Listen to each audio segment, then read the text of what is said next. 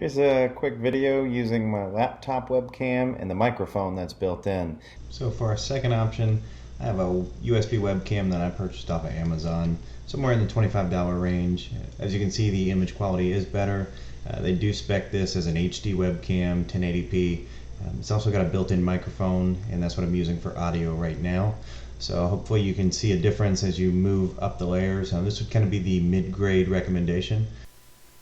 Okay, lastly we have a digital SLR, or DSLR for short.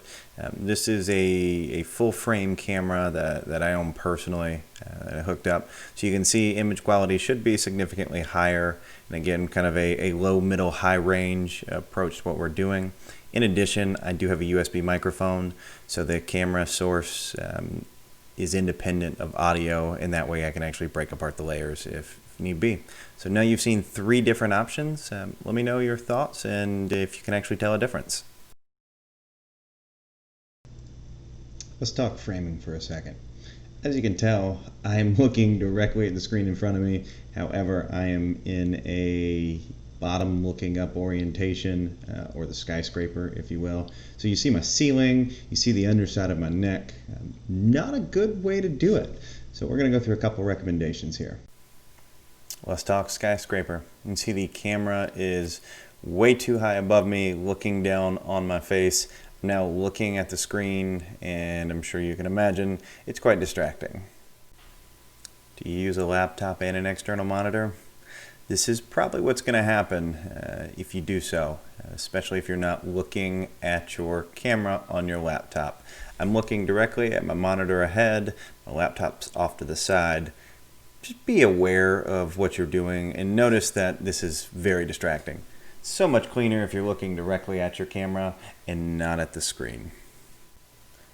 I'm sure nobody's seen this.